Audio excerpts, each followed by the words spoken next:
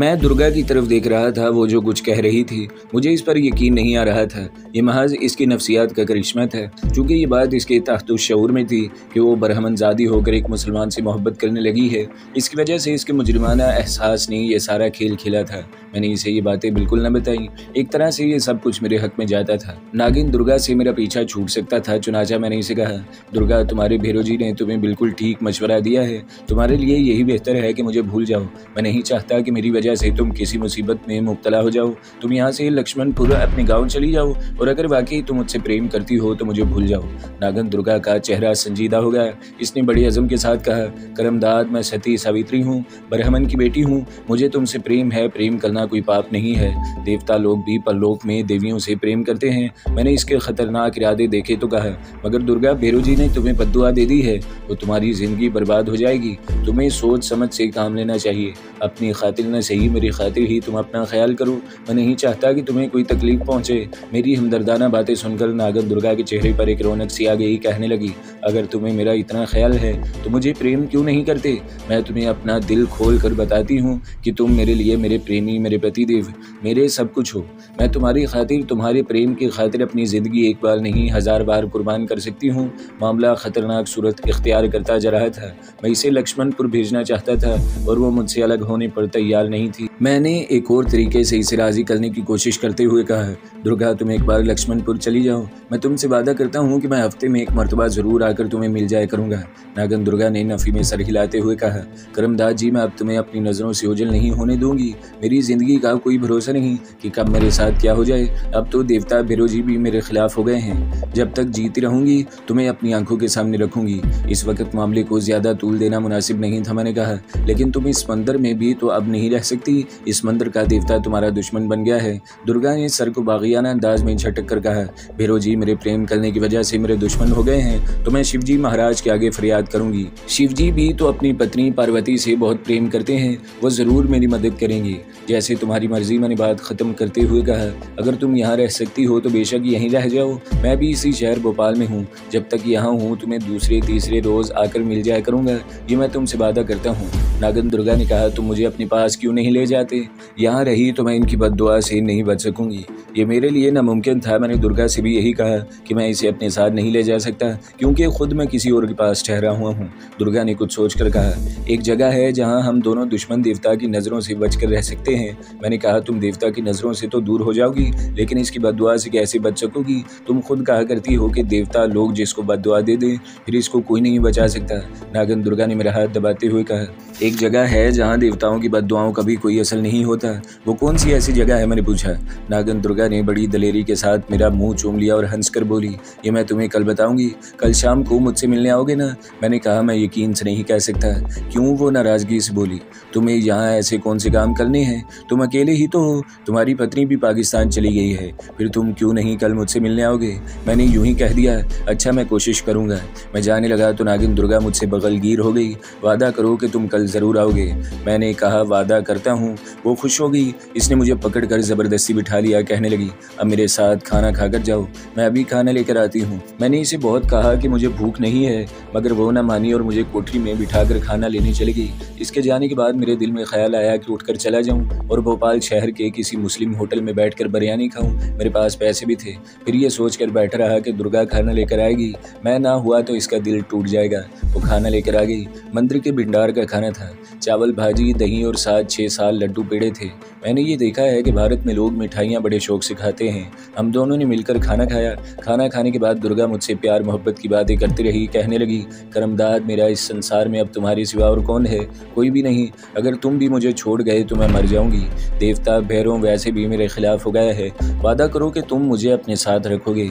मैं अपने दिल पर हाथ रख कर कहती हूँ कि तुम मेरे साथ रहोगे तो देवता भी मेरा कुछ नहीं बिगाड़ सकेंगे। वो इसी तरह बातें करती रही और मैं मौके की मुनासबत के मुताबिक हूँ हाँ में जवाब देता रहा। फिर मैं कल आने का वादा करके वहाँ से चला गया। खुफिया कमीनगाह की तरफ जाते हुए सारा रास्ता दुर्गा के बारे में ही सोचता रहा कि मेरे छोड़ देने से कहीं सचमुच ये औरत कोई ऐसी वैसी हरकत तो नहीं कर बैठेगी। नागन दुर्गा के मिजाज को मैं काफ़ी समझने लगा था। वो बड़ी जज्बाती और इंतहा पसंद औरत थी, लेकिन मुझे इससे कोई मोहब्बत वगैरह नहीं थी। वैसे दोस्ती थी और ये दोस्ती मैं किसी वक्त भी ख़त्म कर सकता था। और जबकि एक बहुत अहम मिशन मेरे सामने था तो मैं कुदरती तौर पर अपने लालटेन से दुर्गा को निकाल चुका था। मैं खुफिया कमीनगाह वाली टीले से ज़्यादा दूर नहीं था। यहाँ काफ़ी अंधेरा था। जब मैं दरख्तों वाली छोटी सड़क को पार करके दूसरी तरफ वीरान मैदान की तरफ बढ़ा तो अचानक एक तरफ से इंसानी साया मेरी तरफ बढ़ा। इसने धीमी आवाज़ में कहा, करमदाद यहीं रुक जाओ। मैं रुक गया। साया करीब आया। ये हमारा वही मुजाहिद था जो साधु के बेस में खुफिया कमीनगाह की निगरानी की ड्यूटी पर मामूर था। वो मुझे खींचकर दरख्तों के नीचे अंधेरे में ले गया और कहने लगा, आखिर वही हुआ जिसका मुझे डर था। पुलिस को कमीनगाह की मुखबरी हो गई थी। तुम्हारे जाने के फौरन बाद अपने एक आदमी ने मुझे आकर इतला दी कि पुलिस की पूरी गार्ड मुसल्ले होकर छापा मारने आ रही है। अगर मैं इस वक्त भागता हुआ जाकर कमांडो खालिद को खबरदार न करता तो इनमें से कोई भी जिंदा नहीं बच सकता था। पुलिस के 2 ट्रक आए थे। पुलिस आते ही कमीनगाह में घुस गई और मशीन गन्नों की फायरिंग शुरू कर दी। मैंने पूछा, क्या हमारे साथी फरार हो चुके थे? यही तो मैं तुम्हें बता रहा हूँ। मैंने ऐन वक्त पर इन्हें खबरदार कर दिया और तमाम मुजाहिद अपना तमाम ज़रूरी सामान और कागजात और असला वगैरह लेकर फरार होने में कामयाब हो गए। पुलिस को खाली कमीनगाह मिली होगी। मैं सिर्फ तुम्हारे लिए यहाँ बैठा था। मैंने तुम्हें जाते हुए देख लिया था और कमांडो खालिद ने मुझे हिदायत की थी कि मैं तुम्हें अपने साथ लेकर पुराने किले वाली कमीनगाह में आ जाऊं। मैंने अंधेरे में चारों तरफ मशकूक नज़रों से देखा। मुझे यकीन था कि पुलिस नाकाम छापे के बाद वहां अपने खुफिया आदमी ज़रूर छोड़ जाती है। मैंने मुजाहिद से कहा, तुमने इस तरफ किसी आदमी को तो आते जाते नहीं देखा? अभी तक तो मुझे सिर्फ तुम ही नजर आए हो। मैंने इसे कहा, यहाँ से जल्दी निकल चलो, ये जगह महफूज नहीं है। पुराना किला किस तरफ है? मेरे साथ आओ। मुजाहिद मुझे लेकर इस तरफ चल पड़ा जिधर भैरव जी का मंदिर था। हम तेज़ तेज़ कदम उठाते चले जा रहे थे।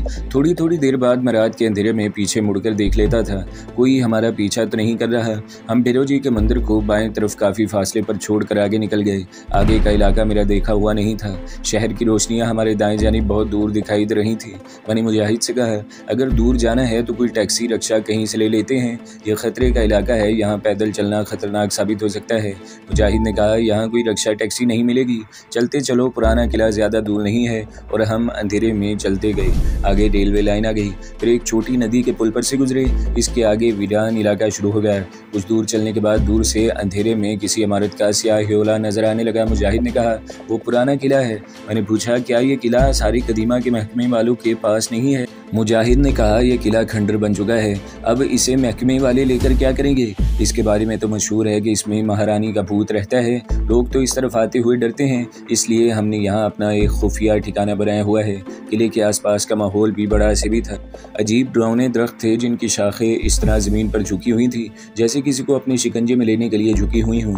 इन्हें देखकर आदमखोर दरख्तों का ख्याल आता था। किले की दीवार आसमान से बातें कर रही थी, अंधेरे में किसी उफरियत की तरह खड़ी थी। जगह जगह ईंटों और पत्थरों के ढेर बने हुए थे, झाड़ियाँ सूखी हुई थी। मुजाहिद मेरे आगे आगे था। एक जगह खाई थी, हम इसमें उतर गए। खाई में दरख्तों की खुश्क टहनियाँ और पत्थर बिखरे हुए थे। एक जगह पर खाई की दीवार को खुदरू जंगली झाड़ियों ने ढांप रखा था। मुजाहिद इन झाड़ियों में घुस गया। झाड़ियों के अंदर गार का दहाना था। यहाँ मुजाहिद ने जेब से माचिस निकाल कर जलाई तो इसकी रोशनी में मुझे गार दिखाई दिया जिसकी छत से जाले लटक रहे थे। चंद कदम चलने के बाद हम एक सीढ़ी उतरकर नीचे कुशादा दालान में पहुंच गए। यहाँ अपने 2 मुजाहिद पहरे पर मौजूद थे। उन्होंने हमें पहचान लिया और बताया कि कमांडो खालिद दूसरे दालान के हुजरे में है। हम इस हुजरे में आ गए। कमांडो मुजाहिद लालटेन की रोशनी में दरी के फर्श पर बैठा कॉपी पर बना हुआ मुख्तसिर सा नक्शा देख रहा था। मुझे देखते ही बोला, तुम्हारा खदशा दुरुस्त था करमदाद, अगर हमें बर वक्त इतला न मिल जाती तो हम सब एक बार तो गिरफ्तार हो गए थे। मैंने इसके करीब बैठते हुए कहा, मुझे मालूम था कि पुलिस यूं ही टीले के करीब चक्कर नहीं लगा रही। खुदा का शुक्र है कि हम लोग बच गए। खालिद ने दुर्गा के बारे में पूछा तो मैंने इसे कहा, वो बेरों के मंदिर में ही रह रही है, कह रही थी कुछ रोज़ बाद अपने गाँव लक्ष्मणपुर चली जाएगी। फिर मैंने इससे झांसी एमुनेशन सप्लाई सेंटर के बारे में पूछा तो कहने लगा, अपना जासूस कल या परसों आकर बताएगा कि वहाँ एमुनेशन सप्लाई की क्या सूरत हाल है। फिर इसने नक्शे वाली कापी बंद करके एक तरफ रख दी और खाने के बारे में पूछा। मैंने कहा, खाना मुझे दुर्गा ने ही खिला दिया था। वो हंसने लगा, मंदिर के पुजारियों का प्रसाद खा कर आ रहे हो। मैंने कहा, खालिद भाई, दुर्गा ने बहुत इसरार किया। रुक गया, वरना मैं तो शहर के किसी मुसलमान होटल से मोरग बिरयानी खाना चाहता था। इतने में चाय आ गई और हम चाय पीने लगे। दूसरे रोज़ जम्मू कश्मीर से अपने आदमी आ गए। उन्होंने बताया कि वो मेरी बीवी जमीला को पाकिस्तान में इसके माँ बाप के हवाले करके वापिस आ रहे हैं। मैंने इनसे जमीला जमीला के माँ बाप की खैरियत वगैरह मालूम की। ये भी पूछा कि जमीला बीबी तो अपने माँ बाप से मिलकर बड़ी खुश हुई होगी। मुजाहिद कहने लगा, सर वो सब आपका बहुत पूछ रहे थे, आपके बारे में सब बड़े परेशान थे। मैंने इन्हें बताया कि आप बिल्कुल महफूज हैं और बड़ी जल्दी वापस पाकिस्तान आ जाएंगे। भाभी ने आती दफ़ा आपके नाम एक पैगाम दिया था, जल्दी बताओ भाई, मैंने बेताबी से कहा। मुजाहिद कहने लगा, सर भाभी साहिबा कह रही थी कि आप अपना ख्याल रखें और कभी बीमार हो तो घर से बाहर न निकलें। उन्होंने ये भी कहा था कि वो किसी बुजुर्ग के मज़ार पर जाकर आपके लिए दुआ भी मांगेगी। मुझ पर से जैसे बहुत बड़ा बोझ उतर गया था। तीसरे रोज़ हमारा झांसी वाला मुजाहिद भी आ गया, जो फ़कीर के भेस में सुराग रसानी के ख़ास मिशन पर गया था। मैं और खालिद इसे लेकर हुजरे में बैठ गए। वो कहने लगा, सर झांसी की आर्मी एमुनेशन सप्लाई सेंटर से हफ्ते में 2 बार ट्रकों पर गोला बारूद और जदीद तरीन असला लोड करके मकबूजा कश्मीर रवाना किया जाता है। ये 6 ट्रक होते हैं। इनके साथ सिक्योरिटी के 4 आर्म्ड ट्रक आगे पीछे और दरमियान में होते हैं। जलंधर से आगे एक हेलीकॉप्टर भी इन फौजी ट्रकों की हिफाजत के लिए ऊपर आ जाता है। मैंने कहा, ये बताओ कि क्या एमुनेशन सिर्फ फौजी यूनिट के जवान ही लोड करते हैं या इनमें सिविलियन मजदूर भी होते हैं? वो बोला, सर मैं यही बताने वाला था। मेरी मालूमात के मुताबिक शहर से 6 सिविलियन मजदूर सप्लाई सेंटर पर उस रोज़ जाते हैं और वो असला ट्रकों में लोड कराने में फ़ौजी जवानों की मदद करते हैं। खालिद ने पूछा, क्या ये सिविलियन मजदूर हिंदू हैं या मुसलमान? सुराग रसा मुजाहिद ने कहा, इनमें 4 हिंदू हैं, 2 मुसलमान हैं। इन दोनों मुसलमानों के बारे में भी मैंने सारा पता कर लिया है। मैं इनके मकान भी देखाया हूँ। वो झांसी शहर के गुंजान मोहल्ले में रहते थे। इनमें से एक का नाम फैरोज शाह था, दूसरे का नाम अब्दुल जब्बार था। दोनों जवान हैं और 2-3 साल से फौजी छावनी में काम कर रहे हैं। कमांडो खालिद ने मेरी तरफ देखा। करमदाद, क्या ख्याल है तुम्हारा? मैंने कहा, कमांडर हमें झांसी जाना होगा। खालिद ने अपने सुराग रसा मुजाहिद की तरफ देखकर कहा, क्या झांसी में कोई ऐसी खुफिया जगह है जहां हमारा किसी को पता न चल सके?